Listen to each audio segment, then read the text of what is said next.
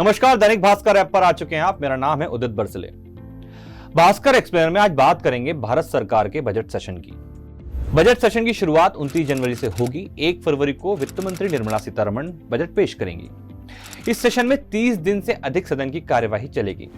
इस सेशन के हंगामेदार रहने के आसार हैं। विपक्ष इस सेशन में किसान बिल, अर्थव्यवस्था की खराब हालत और कोरोना से जुड़े मुद्दे उठा सकती है। अब सवाल यह है कि बजट सेशन कब से कब तक चलेगा। आमतौर पर बजट सेशन कितना लंबा होता है?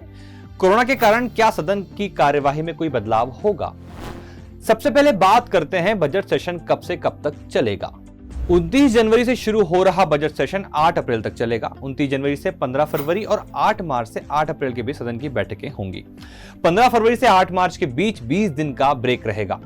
29 जनवरी को राष्ट्रपति दोनों सदनों को संबोधित करेंगे। 1 फरवरी को बजट पेश किया जाएगा। सितंबर में खत्म हुए मानसून सेशन के बाद पहली बार संसद का कोई सेशन हो रहा है। अब सवाल यह है कि क्या बजट सेशन हर बार इतना ही लंबा होता है? इसको ऐसे समझिए, भारत का पार्लियामेंट्री कैलेंडर फिक्स नहीं है। परंपरा के मुताबिक एक साल में संसद के 3 सेशन होते हैं। इनमें बजट सेशन सबसे लंबा होता है, जो आमतौर पर जनवरी के अंत में शुरू होकर अप्रैल के आखिरी हफ्ते या मई के पहले हफ्ते तक चलता है। इस सेशन में बीच में कुछ दिनों का ब्रेक होगा, जिससे पार्लियामेंट्री कमेटी सदन में पेश बजट के प्रपोजल पर चर्चा कर सके। कहा जा रहा है कि इस बजट सेशन में सरकार को चुनौतियों का सामना करना पड़ सकता है। हां, तो संभावना है कि सरकार को इस सेशन में विपक्ष कई मामलों में घेर सकता है।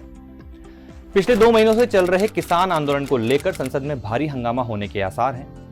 वहीं कोरोना महामारी से सरकार के निपटने के तरीके और अर्थव्यवस्था के नेगेटिव होने को लेकर भी विपक्ष सरकार को घेर सकता है। अब बात करते हैं बजट सेशन क्यों सबसे महत्वपूर्ण होता है। संविधान विशेषज्ञ सुभाष कश्यप बताते हैं कि इस सेशन में संसद बजट पास करती है। बिना बजट पास हुए सरकार एक पैसा भी खर्च नहीं कर सकती, न ही कोई टैक्स लगा सकती है, न पैसा इकट्ठा कर सकती है। फाइनेंशियली कंट्रोल के लिए सबसे अहम है। वहीं इसी दौरान जितने मनी बिल पास होते हैं, अगर उनमें से किसी को सरकार पास नहीं करा पाती तो माना जाता है सरकार ने संसद में विश्वास खो दिया है। ऐसी स्थिति में सरकार को इस्तीफा तक देना पड़ सकता है, लेकिन इसकी कानूनी बाध्यता नहीं है। सरकार चाहे तो ऐसा होने पर विश्वास प्रस्ताव ला सकती है और वहां बहुमत साबित कर सकती है। अब एक सवाल उठ रहा है कि क्या कोरोना के चलते सदन के समय में कोई बदलाव होगा? तो बता दें, कोरोना के साये में हुए मानसून सेशन में भी सुबह 4 घंटे के लिए राज्यसभा और शाम को लोकसभा के सांसद सदन में आते थे। दोनों सांसदों के बैठने के लिए दोनों सदनों और विजिटर गैलरी का इस्तेमाल होता था, जिससे सांसदों के बीच फिजिकल डिस्टेंसिंग बनी रहे। कहा जा रहा है बजट सेशन के दौरान भी इसी तरह की व्यवस्था रखी जा सकती है। एक सवाल यह भी है कि संसद का सेशन बुलाने का फैसला कौन लेता है? तो बता दें, संसद का सेशन बुलाने का फैसला पूरी तरह से सरकार पर निर्भर होता है। पार्लियामेंट्री अफेयर्स कमेटी इसे तय करती है। इस वक्त 9 मंत्रियों की इस कमेटी में रक्षा, गृह, वित्त और कानून मंत्री शामिल हैं। हालांकि संविधान के मुताबिक 6 महीने में कम से कम एक बार सेशन बुलाना जरूरी होता है।